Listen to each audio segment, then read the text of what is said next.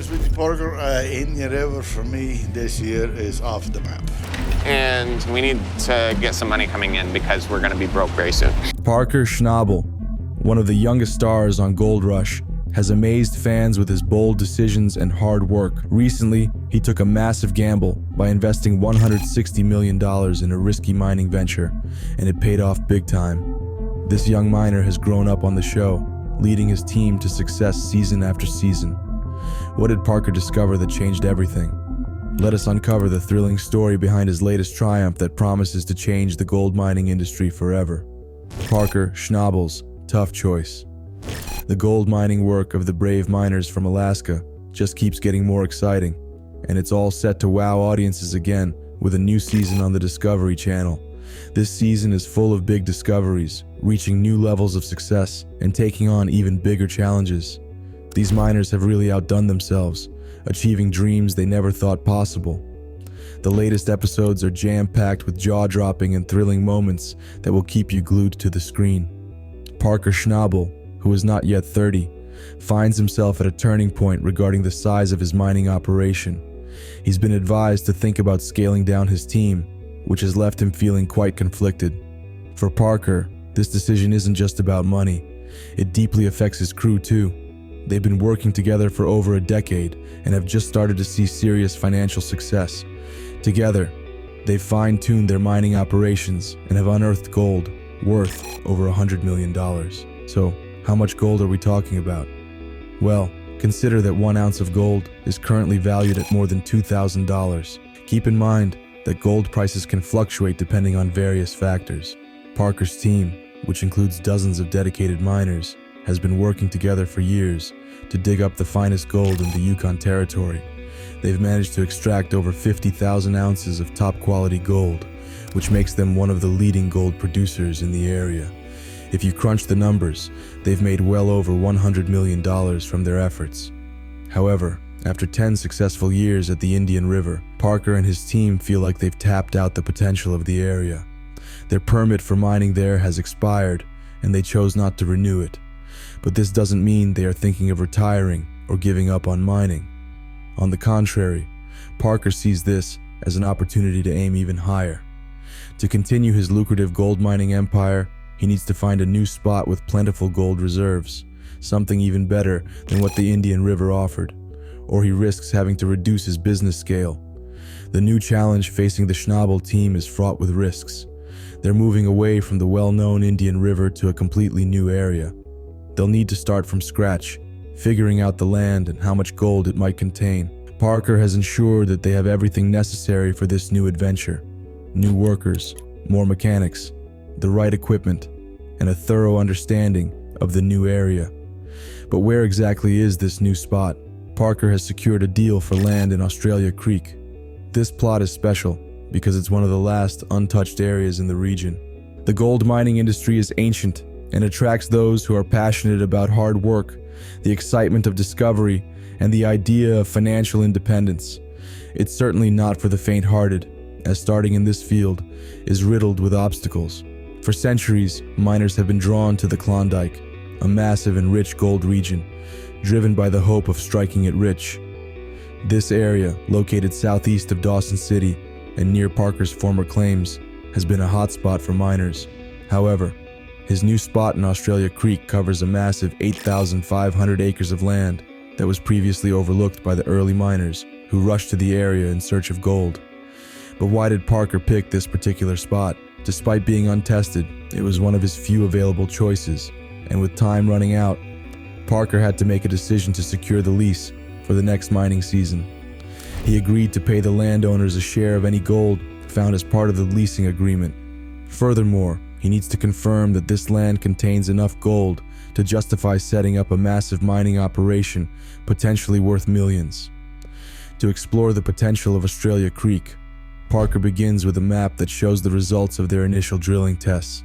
These test results act like clues, pointing out where the richest gold deposits might be. However, drilling must be conducted carefully to avoid hitting areas with poor gold quality, which could result in huge financial losses. They depend on Tyson Lee, a team member, to find the best spots for digging. As they review various test sites, they encounter a frustrating issue. The numbers on the drill sites don't match those marked on their map, adding another challenge to their adventure. As Parker makes a tough call, another Yukon legend is planning a big season. The stakes are rising, and every decision matters. Fixing drilling mistakes with Parker's clever plan. Parker Schnabel is known for his high standards when it comes to gold mining, and he doesn't let mistakes slide easily. When he notices that the markers on his drill sites are off, he knows he can't afford to drill in the wrong places. It would be a costly error. To tackle this issue head-on, Parker decides it's time to bring in the best help available. He reaches out to Liam Ferguson, the best driller in the area, who works for Dean's Gold Resources. Eager to resolve the issue, Parker heads over to Dean's office, which is situated 10 miles north of his previous mining location at Dominion Creek. This area spans a massive 7,500 acres, about half the size of Manhattan, and is famous for its abundance of gold. Currently, Dean is interested in selling this land. To confirm that the land still holds as much value as before, Dean asked Liam to drill several test holes to showcase the land's profitability. Intrigued by the potential, Parker eagerly explores the possibilities that Dominion Creek might offer. The negotiation between Parker and Dean begins as they sit down to discuss the sale. They talk about a price for the land along with the mining equipment that's already there, but Parker needs some time to think over such a significant financial commitment. This decision isn't just a big one, it's monumental, with the potential to reshape his entire life and mining enterprise. Parker finds himself torn between two options: pushing forward with his unproven venture in Australian Creek, or securing the well-established and promising Dominion land for $15 million. Meanwhile, Tony Beets, a legend in the Yukon gold mining scene, is also setting the stage for an ambitious season. His return to the Yukon and to Paradise Hill is highly anticipated. The good weather makes it a perfect time for mining, and Tony's status as the king of the Klondike and a leader in the Yukon gold mining industry is more evident than ever. He controls thousands of acres in some of the most gold-rich territories in the world. Each mining season starts with the Beets family tradition of preparing the new ground, setting the stage for what they hope will be a highly profitable period. Mike Beets, Tony's son, is actively working the land with a D11 dozer, eager to reveal the layers of gold below. At the same time, Monica Beets operates an excavator, busily loading rock trucks to clear a vast amount of unwanted rock and dirt. Monica notes that of all the Beets children, Mike is the one who genuinely enjoys the challenges and rewards of the mining business. Tony's goals for this season are particularly high. His team has managed to extract an impressive 6,000 ounces of gold, improving on the 5,300 ounces from the previous year, which had brought in $9 million. This season, Tony plans to mine the area between the 9 and 6 acre cuts that he worked on last year, and then expand into the surrounding hills in search of more lucrative gold deposits. This could potentially open up an 18-acre pit. The Beets family has a substantial inventory of equipment at their disposal, including 10 trucks, 3 excavators, and 2 D11s. The team digs down 60 feet and succeeds in uncovering gold worth over $4 million. However, they first have to clear out a large amount of worthless material to reach the valuable gold. They aim to complete this section of the dig by the end of the week, but their plans are disrupted when the frozen ground causes a ripper shank. The harsh climate near the Arctic Circle makes the ground challenging to work with, and with only 6 months available for mining each year, time is a precious commodity. Any delay can be costly. Despite these setbacks, Tony is determined to extract every possible ounce of gold before the season ends. Rick Ness's return isn't smooth, and his choices now could either revive his fortune or end his mining career. It's a critical moment for him. A new start after tough times. Over in Dawson City, Rick Ness is dealing with his own set of challenges. After a nearly 2-year hiatus caused by a severe bout of depression and significant financial losses, Rick is determined to make a strong comeback in the gold mining industry this season. He starts with just one crew member, a longtime friend he picks up from Dawson City Airport. Together, they travel over 180 miles to Rick's claim near Keno City, which has been inactive for the last year and a half. Rick is under pressure to get mining as soon as possible to recover some finances and kickstart his operation. However, he faces an additional hurdle when he discovers that all his mining equipment has been returned to the rental companies. With limited manpower and resources, Rick faces an uphill battle to clean up and set up his mining site before he can even start the actual mining and sluicing operations. Walking around is really risky because you could easily slip and fall. Despite this, they make it to Monster Red, which is basically the heart of Rick Ness's mining operations. This wash plant, which they affectionately call Monster Red, costs about $500,000 and is specially designed for their needs. Rick is super grateful to his buddy Z for being there during a really tough time for him. Meanwhile, Parker Schnabel is still trying to figure out where to mine next. He's not sure if he should use the last of his money, $5 million, to invest in a new mining site. He's thinking about putting some of that money into Dominion Creek, but that could leave him financially strapped. To help make up his mind, he meets with Liam Ferguson, who makes him feel good about Dominion Creek by promising it has a lot of gold. Parker trusts Liam because he's always been honest and smart. At the same time, Rick Ness and his friend Z are out picking up some essential supplies to get their camp ready. On the way, Rick talks about how hard things have been since his mom died, including his battles with depression and drug use. He tells Z that he sold his mom's house to get a fresh start, and that the money from the sale has helped him get back into gold mining. The Beats family has hit a snag and can't work for 3 days because their equipment broke. With Kevin not around to help, Tony asks his kids, Monica and Mike, to step in. They need to fix a big bulldozer called a D11. The problem is, with the Ripper arm, it has a hydraulic system that's supposed to lock a pin in place, but it's not strong enough to do it. Tony suggests they try aligning the holes manually and hammer the pin in until the hydraulic system can lock it securely.